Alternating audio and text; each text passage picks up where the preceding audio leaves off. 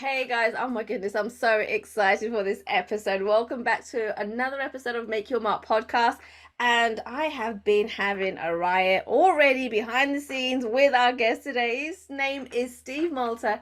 He is an industry leading corporate storyteller, brand representative, executive presence coach, team trainer, and market message strategist for global brands.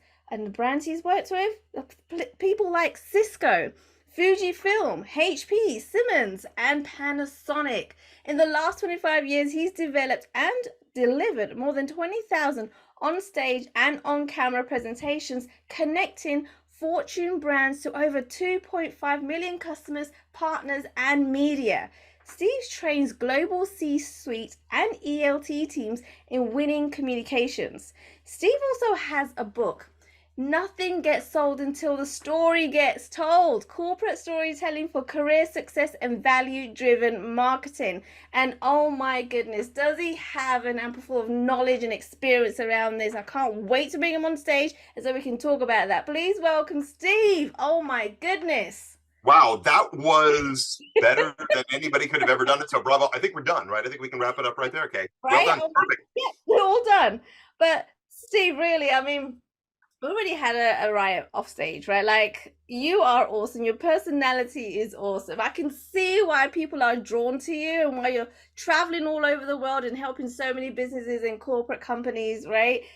But let's get to the nitty gritty, right?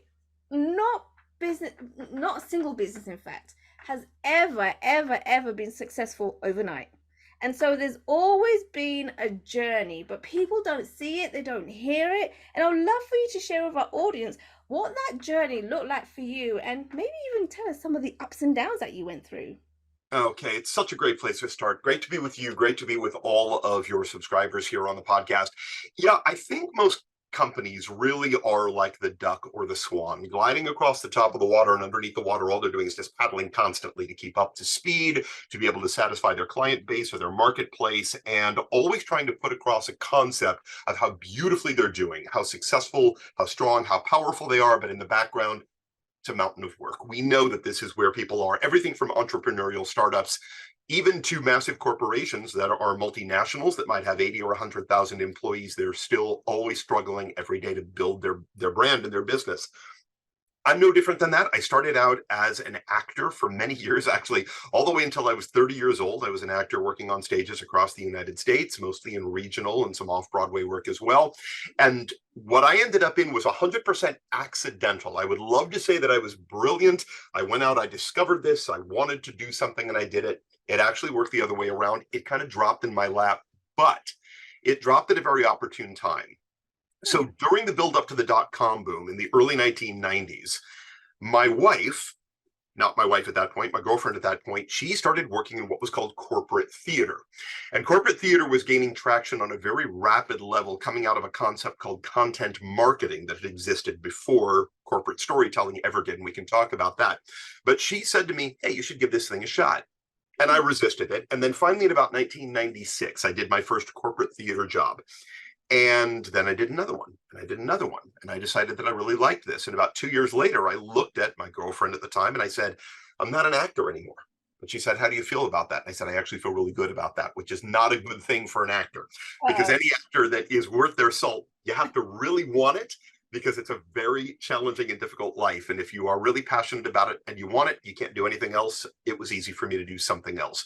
But the maneuver, the shift from one area to another, was actually very organic and very smooth. I was still on a stage. I was still speaking a script. I was still playing a role, only now I was doing all of that on behalf of large corporations. My first client was a company called Tivoli Systems. They had just been purchased by IBM. And if you remember, for those of you who are as old as I am, back to the late 1990s, where every company was an overnight gazillionaire, they were spending money like it was going out of style, and they couldn't get enough of people to get on stage and speak on their behalf. They just had so many events and so much money to spend. Flash forward now, 25, 28 years later, very different world. But back then it was an easy shift. And it was a very sensible shift. And so what I always tell my kids and what I always tell trainees, people that I work with, is you may not know what your next career path is. Everybody comes out of childhood through university going for a very specific job target. And what I always say is, don't worry about that. Do what you naturally and organically are good at, what you feel passionate about, something that you want to follow. And it's not even a matter of just following your passions, it's what you believe you can do well, and the job will find you. And frequently, you don't know what that job is. You don't know the title, you don't know the organization, you may not even know the industry, but it will come up and tap you on the shoulder. And if you leave that window open and you're willing to allow it to access you, and you are willing to access it, you will probably naturally end up where you belong, and you'll end up succeeding. And that business that you started with uncertainty will end up getting stronger, stronger, stronger, and more solid. Wow. Okay. So you already given us so many golden nuggets right now. So what you're saying and what I'm getting from you is the journey will actually direct you on the path that you should be on, right? And not to fight it, just go through it, say yes to the opportunities, see what you can learn, because you never know what's going to come out of it. Is that right? That is so right. So if we think about it, for example, let's say that somebody is on a pre-med track, right, through their undergraduate degree. They're working on pre-med, and all of a sudden they get their first internship, and they have always wanted to be a heart surgeon. They've always wanted to be an oncologist. They've always, whatever it happens to be. And they get an internship, and their internship is in podiatry. And all of a sudden now they're studying feet, because that was the internship that they got. And you know what happens? One of two things. No, I am heading toward being a cardiologist. That's all I want to do. Now that internship gets diminished, because all you're trying to do is get through the internship and gain the experience and get out the other end so you can add it to your resume. The wise pre-med student says, this is fascinating. I never even considered it before, but the opportunity presented itself, dropped itself into my lap. I love the leadership. I love the team that I'm working with. I find this fascinating. Let me not set cardiology aside. It's not about giving up your goals and your targets. It's about opening your mind to the experience that you have in front of you in the moment from a business sense and saying, let's pursue that for a bit. Could this work for me? And you might find that all along you were destined to be a podiatrist and not a cardiologist.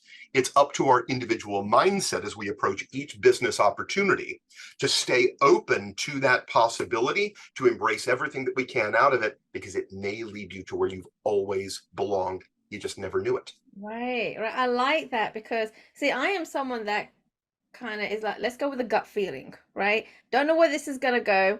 Don't know why I'm being put in this direction. Let's see what can be learned. And what I love about it, and I think people forget, is that if you don't like it, you have a choice. You can say no. You can say, no, I don't want to do this anymore. I don't like it, right? You don't have to be stuck there, right? And so I believe that anything that happens is a lesson to be learned, right? Whether it's something you don't want to do or you do want to do, right? So that is great advice, Steve. That is That's awesome. absolutely great, Kay. Yeah, I love that too, right? And a lot of times, I think people do feel stuck because they have certain responsibilities, right? Let's take it just from a business position. And let's say you're fairly entrepreneurial. You've got a small organization, you've got a number of staff, you're paying for a location, you've got marketing, you've got product to produce, you've got distribution channels that you have to follow and track. And all of a sudden, you feel trapped into a certain system that I have to follow that system in order to achieve success. What we know is the most entrepreneurial spirits are the ones who allow the industry to direct them instead of trying to fit themselves into the industry. Listening, learning, watching, building relationships, we've been told this a million times, those are your key to maintaining an open mind. And as you just said a moment ago, flying by the seat of your pants. What's going on in the moment? Good. Let me track that, because odds are that is my best potential path to success. Definitely. Now, see, that's what I've done. I've got to be honest. I've never had a plan, right? I've been that person when I was younger, when they were like, what do you want to be when you grow up? I was like, I want to make a lot of money and I want to be a Marvel superhero, right? Perfect. You've already done both. Congratulations. Success. And then I was like, oh, wait, there isn't a Marvel University? That isn't real? Oh, crap. Okay, I guess I'm just going to go make money, right? I love that so much. And so it was a journey trying to figure out, okay, so I'm going to make money how? Right? We get programmed that we can only make money by sticking to one job, one corporate, right? And then going up the ladder, right? That's what we get programmed to do. And that's not necessarily true, right? A lot of people move around. right? You start your own business. I don't even know what a business would look like what kind of business I would have. But it's that journey and trying so many different things to figure it out to get to where you want to get to, right? Wherever that looks like. So I love that. Just trying everything, just putting yourself out there, saying yes to every opportunity that comes your way because you just never know, right? Never, never know. And in fact, Steve, I know you did your homework regards to me, and you know that I did events, but did you know I was also an MMA fighter and a police officer? Wait, what? Yes. Well, Yes. no, I did not know this. I have no idea how those three things fit together. I think we could do another 2, 3 hours just on that. But the point is, it doesn't matter what your background is, what you've been doing, what your experience is, right? Saying yes to whatever you like doing that comes your way will get you to a point where you realize yourself, or you come to realizing yourself that what you want to do, what you want to be when you grow up, because you don't need to have it all planned necessarily, right? And so that is great advice, Steve. All right, so we come to storytelling, right? For corporate, for building the brand. Why did you decide that you wanted to stick with storytelling? Because there's so many different aspects to marketing and building a brand. So what was it about storytelling that really spoke out to you? So this was natural evolution. When I started doing what I was doing, which was again, like I said, in the mid to late 1990s, I was beginning to evolve into speaking on behalf of large corporations, and that's really all that I did. But a lot of it had to do with observation. So what works, what doesn't work, and what worked at a certain point or for a certain event or a certain audience or even in a certain year was adapting on a very rapid basis. So I was able to see far more, like all of us do in events, far more failures than successes. What was working in terms of corporate communications and brand messaging? What landed with an audience and what just glanced off of them? What did an audience gratefully absorb and maintain that empowered them? And what was just standard pitch marketing that bounced right off, did not stick with them. The audience forgot about it immediately, and the corporation did not see the metric success that they were hoping for based on the failure of the messaging. And as I learned over time and started to add capabilities into what I was doing and the way I was helping out these organizations, I started to realize that what I was most passionate about wasn't speaking on behalf of a brand. It was digging deep underneath the surface of that brand to figure out, what are you truly about? You're speaking as though you're all about product and all about service, Yeah. and that you are the best. And you're talking about your awards and your achievements, and you're touting your fiscal dominance or your percentage ownership of a specific marketplace. And I started to realize that what I was most passionate about personally was, how can I help the leaders within that brand get past all of that and figure out what the natural human to human connection is between them and the client that they are hoping to reach. And then why? Why do you want to reach that client? Is it because they represent a contract and they represent a dollar sign for your bottom line and for your shareholders? Because if that's what you're going for, I'm not interested in working with you. I want to find the individual that says, no, I fulfill a specific need and target. And yes, I want to make money and I want to build my own organization and I want to build my brand and I want to take care of my people, but I want to do it by taking care of others. So how can I create that outreach to a marketplace, even when that marketplace is built on money, on an exchange of dollars? How can I create something deeper? How can I paint a beautiful picture of a more successful, brighter future for another human being and invite them to step into the center of that picture?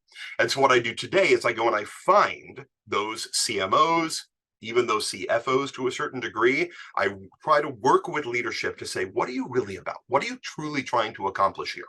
Because if it's just dollars and cents and standing in front of the board and maintaining your job, you are not truly supporting your marketplace. So this was my natural evolution into the concept of corporate storytelling and figuring out, how can I help you tell your best possible story? Not the story that just sells, but the story that actually establishes your brand and extends your brand and grows your brand in an organic, natural way that people are excited about, as opposed to just wanting to open their wallets for. That's how Right. I ended up where I am now. I love that. I love that. Now, I'm curious, right? Because did you ever get in front of a corporate, right, or whoever it was in corporate, and tell them about, storytelling and how that actually works better for the culture, for the business, for the clients, and they turn around and say, no, we just want to sell. What, we don't want to storytell, we don't want to get into all of that, we just want to sell our products and services. Almost all of them, but I'm going to be honest with you. Those companies rarely hire a guy like me. They're not going to see me speak on a keynote stage or hear me in a training program and say, nah, that's not really what I'm looking for. Typically, Yeah. by the time I am discovered, it's because all of those other areas of I'm not interested in telling a story, I just want to sell things, either haven't worked or they've stagnated or they are hemorrhaging staff out of the organization and having to hire on a constant basis because the employees of that company don't feel the passion of the organization they're working for and they want to go find something they are passionate about, or the customers themselves are on a massive attrition rate where they're saying, fine, I'm going to buy from you this time, but I'm buying from your competitor the next time and from their competitor the time after that. Establishing long-term relationships goes in every direction.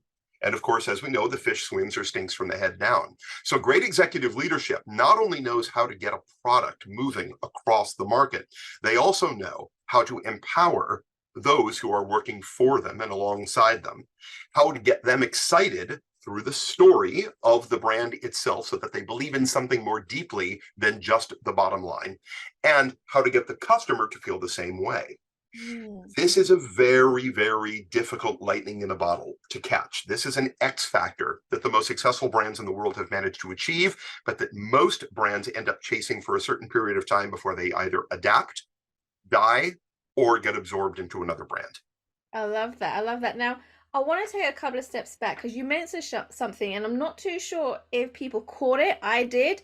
You mentioned by time they hear about you, right? They've heard you, they've seen you on stage, they know a little bit of your background. And as a business owner yourself, that's super important because I think people feel like they can start a business, they go out there, and then just maybe get on the phone, meet people, and just sell them, sell them, sell them. But they need to have heard from you, have spoken to you, or seen something about you before they make that buying decision. So, how did you yourself, as a business owner, work out that this is what needed to be done in order for clients to come chasing you down rather than you chasing them? Okay, such a good question. And you actually guided me back to you. So, one of my favorite episodes that you've done of your podcast was with Brendan Kumrasamy. And Brendan's amazing. I've actually watched his work for some time. And he said something great when you asked him a very similar question. He said that he doesn't want to walk into a room or walk up in front of a client and try to sell himself to that particular client. Instead, what he does is invite them to view work that's already out there and available. It's about visibility for him. He just says, great, go check out what I've already done. Go check out what I'm about. Ask around. You'll come to me. It's going to happen naturally. Yeah. This is what I recommend really to every business owner. And again, whether you're a one-man entrepreneur or you are a small team or you're a part of a larger team, visibility becomes everything. Reaching out, extending yourself to people and making yourself available and visible to them is vitally, vitally important to success. It is so much harder to get excited about someone, to want to work with them, if you can't discover the work that they've already done and you don't understand what they're really about and what they're trying to accomplish. Because as we know, audiences, whether it's an audience of one or an audience of 50,000 that you're speaking with or that you're trying to market to, they are in a whiffum state of mind. Everything is what's in it for me. Meaning they don't care about what you've done in the past. They don't care about your awards, your accolades, your experience, how much money you make, how big your organization is, how many employees you have. What they care about is themselves. What can you do for me right now? How can you support and service and empower me to achieve my goals? When that becomes obvious, which is only through visibility, the door naturally opens. When you have to force and pry that door open, typically it's because they're looking at you and saying, I don't know where you fit into my world. I don't know what kind of support or service you offer to me. I can't discover it. It's too hard. What I see is a list of branding and marketing and metrics and data points and analysis, and none of those are going to reach me on a human-to-human level. Make yourself available and make it obvious the benefit that you bring to me. I will pursue you. And I think that's a great bit of advice really for anybody who is working on business at any level and in any industry. Absolutely. I love that. I love that. Now, going back to storytelling, okay, now there's an art to this, right? Not everyone can do it, right? And I think the best way that I've kind of looked at it is you got to watch comedians, right? Watching Hmm. what they stand up and they're constantly storytelling and they loop it around. It all makes sense. It's really funny, right? Because when you're also speaking, you got to make sure you got humor, right? It's not just about being militant and giving content. You've got to be able to connect with the audience, right? Hence why you do the storytelling. And so tell me how, if someone is getting on stage, right, whether it's a podcast, it's a live stage, or if it's in a meeting, what are some of the things that they should, or how should they incorporate storytelling into their talk? And what are the foundations of learning how to do this the right way? Oh, such a fantastic question. All right, so I'm going to answer it in a couple of parts there, and I'm going to deal with the humor first. Okay. Humor terrifies people because they've heard for so long, get on stage, tell a joke, say something funny. Everybody loves somebody who's funny.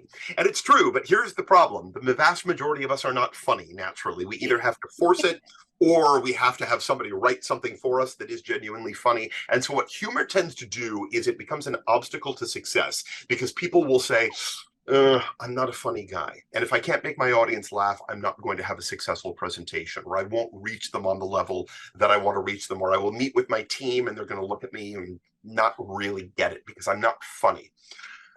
Humor is not necessarily the prime target. If you can get it into your talk, fantastic, because it is an enormously successful method of communication and making things land. But what I always stress is worry less about being funny, worry more about being honest and about speaking to the room. And again, this is whether it's one colleague or a room full of 400 people at a conference. Speak to them as though they are colleagues and friends that you care about and that you are simply there to help and support. That will naturally guide you to your story. So then comes part two. What makes something into a story?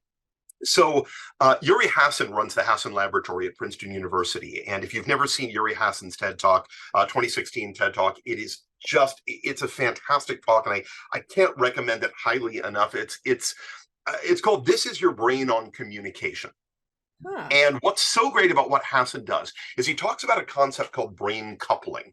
The idea is long before you ever meet anybody else, long before you and I ever met, we already have certain things in common. And what I can do walking into the situation to communicate with you is try to discover what do we have in common with one another. The best way we do that is we tell stories to one another. We don't immediately go to the pitch. We don't talk about ourselves and how wonderful we are and how great our brand is and what it is that we're selling or marketing. We start to speak with each other and find out what do we share. Because everybody has a human experience and there are certain things that we know we all share, right? We all get up in the morning and put our pants on one leg at a time. We all sleep, we all eat, we all try to find love or relationships. We want to be happy in our jobs. We like to travel. We love good food. We tend to love our home cities and have certain places that we like to go to and things that we like to experience that are simultaneous. You and I, you and your entire audience, even if that audience is 10,000 people sitting in front of you. Play to the story. So talk about immediacy. Talk about the room that we're in together at the moment. Talk about something current that is taking place. Try not to be controversial, but try to make it of the moment and in the moment. Try to come up with methodologies within your storytelling that connect you on a human-to-human personal level first before you immediately play to the business level. Because if you can establish that human trust and credibility at the outset, in the initial moments of communication, your audience then opens up more to the core message that you are there to deliver. If then you can achieve natural humor through that storytelling, through those connection points. You and I were laughing earlier about things like Indian food over in Brick Lane, and why people are going to Manchester instead of to London, right? This isn't based in joke telling or in comedy. It's based on our shared experiences and knowledge of something that we can connect on personally in a human way before we get to the podcast and actually start to talk business. So these are ways that you can begin to bring corporate storytelling into your brand marketing. Look for the story first, which is human to human. then let your corporate story, your company story come second and naturally out of that initial communication. Okay, all right. So what I'm hearing here is that you need to find that personal connection first, right, with the company or individuals, right, before you even go into business and telling them about the business, stories about the business. It needs to be a personal connection first. Once you've cracked that, then it opens the door to let's actually talk about business now. Yes. And the second part of that is to always keep the focus on your listener. So we use the word audience. And again, audience can be an audience of one. Right now, I'm speaking and you're listening. A moment ago, you were speaking and I was listening and I was your audience. An audience can be one person on your team. An audience can be a room full of people. If I am a team leader, I've got 20 people working underneath me as a director, and I need to shift the direction of the team, or I need to bring them some bad news, or I need to get them operating on a new level that helps deliver for my ELT. I've got a job to do. I am speaking to my audience and I know all of them and they all know me. So it's not necessarily just a matter of finding something personal that we can connect on before I get to business. We already know one another. We see each other and speak to each other every day. Instead, what I want to do is keep the focus entirely on them. Always make them the rock star. They are the superstar of every successful engagement or interaction. And again, this is whether you're speaking to your boss, whether you're speaking to a team of 5 people that you work with every day, or whether you're speaking to a room of 1,000 strangers. They are the target of your communication and of your content. How can I empower you? How can I make you more successful? What can I do to get you to your goals, to get you to the outcomes that are going to get you excited and to make you want to perform? If you're an entrepreneur or the leader of a small business, this is especially important. You've got 12 employees, and your goal for growth and for proper scaling within your market is to make sure that those 12 people are always fully on board with you and by your side by empowering them every single day with whatever your market or message communication happens to be. And again, it's the same with a small company as it is with a massive multinational global brand. The more you can get your people on the same page, working together based in storytelling communication, the more of a consistent story you'll tell to your marketplace, and the more you'll empower them to reach their individual goals. It's not about you. It's not about the brand. It's always about them. I love that. Oh my goodness. And you mentioned so much stuff there already, right? Now, one of the things that you said is you got to make sure that you have your team that are on your side, right? They understand the brand, they understand the story, there's a bigger picture. How do you get your entire team on board, right? Because I guess the way you speak to potential clients, the way you speak to C-suite, the way you speak to your team is all different, right? Yeah, they're your audience, but it's completely different. And so, what's the best way of making sure that you're building a business and getting your team on the same platform as you? Such a great question. By the way, maybe the single hardest thing to do. You may have literally tagged why so many companies have such massive attrition rates with their employees, is that the employees don't see the big picture. They don't know what they're doing in the room. To them, it's just about sales and bottom lines. That's it. Everything goes. Either the company is successful and we're making money, or the company is not. Either you feel vital or you feel redundant. Empowering your people, getting them all on the same page, has to do with the vision of the leadership. So let's go back now to the people who hire me, right? How does a Steve Multer or somebody like me get into the room? How does HR hire me to train their global sales team to tell a more potent and powerful story and all be on the same page with one another? Typically what happens is it's a point of transition. A new CMO arrives at the organization and they look around and they say, we've been stagnant, or we're not growing in the way that we want to be growing, or we've drifted too far from the core message that started the organization, the reason that we were initially passionate about filling a certain gap in the marketplace. We don't know what it is anymore. We've lost the thread of the conversation with our market. So what do? How do we get back to our core story? Well, you don't really need a guy like me to do that. The right leader is going to walk in the door and know exactly how to do that. Hopefully, it's the reason they were hired in the first place. But the idea is break down the barriers to communication. So if we go in a pyramid structure of an organization, and you've got your ELT up at the top, and you've got your worker bees basically at the bottom of that pyramid, there are so many levels of separation between the core of the company and the executive leadership that there's no way for that message to pass through. One of my favorite people that I ever worked with was John Chambers, back when he was chairman and CEO for Cisco for 20 years. John was the ultimate in making his entire organization feel heard and connected to on every level. John was a man of pretty fair wealth. Let's just put it that way. He was extremely powerful as one of the greatest futurists in the technology industry, and he drove his Nissan Maxima to work at the campus on Tasman Drive in San Jose every day. He did not park in the chairman and CEO parking space. He parked at the back of the parking lot, and he would walk across the parking lot with anybody else who was coming out of their own Nissan Maximas at the time, and they would simply walk in the door together. He always had a Diet Coke in his right hand wherever he went. He was followed by an entourage of people, of course, like all leaders of massive corporations are. He would break away from that entourage at every opportunity to talk to anybody he possibly could. And everybody said, "Oh, isn't he a nice guy?" As somebody who would work with him on a frequent basis, I said, yes, he happens to be an incredibly nice guy. He's a Southern boy. He's a Carolina boy. But this was a genuine way for him to break down the barriers and make sure that everybody in his organization felt a part of the core message. The core message came from him, but everybody felt on board with that at the time. That is such a key to anybody in a leadership position over their organization, whether your organization is 3 people or whether it's 300,000 people. Doesn't matter, same thing.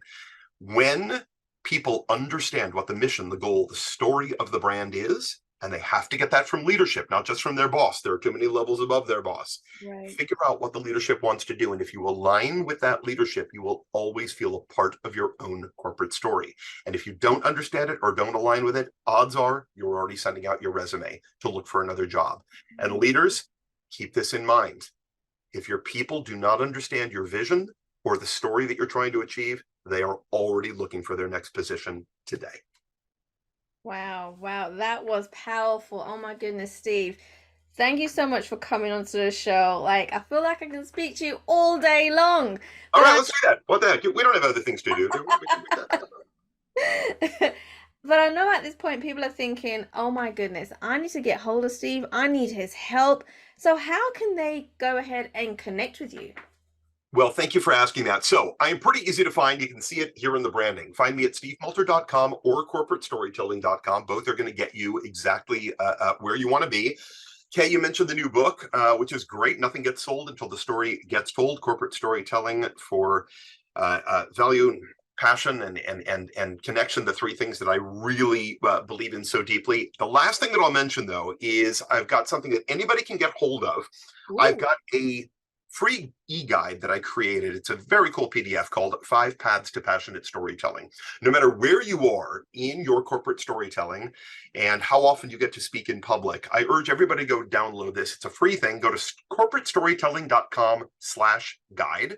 Super easy to get to. And then put in this code, all lowercase, all one word, sold told 23. If you put that in, you can go download the guide, and this will give anybody at any level in their career, any education, socioeconomic status, whatever your specialty is, 5 ways that you can right away start adding more passion to your brand storytelling, whether it's within your organization or standing on stages at events or conferences. This will help get you where you need to be, or at least on the path. Amazing. Thank you for the gift. Oh my goodness, we love gifts on this show. So thank you for offering that. Guys, if you need help, if you feel like you need to be speaking to Steve, you want to get some advice, need guidance, you know that you're stuck, go ahead and connect with him, right? I urge you to do so, because he will be able to move your business so much more further than you trying to figure it out yourself. So go ahead and connect with him. Steve, thank you so much for coming to the show. It was amazing having you on. Okay, what a pleasure. Thank you again to all of your listeners. Appreciate it. And I look forward to sharing some good food with you very, very soon in your neck of the woods. Yeah, absolutely. I look forward to it too. Thanks for listening to Make Your Mark podcast at www.makeyourmarkpodcast.com. Make sure you hit that subscribe button so you get this and every other episode that comes out. We have lots of great stuff coming, so make sure you hit subscribe so you don't miss it. And thank you in advance for all the reviews and comments. I appreciate it so much, and I look forward to serving you in next week's episode.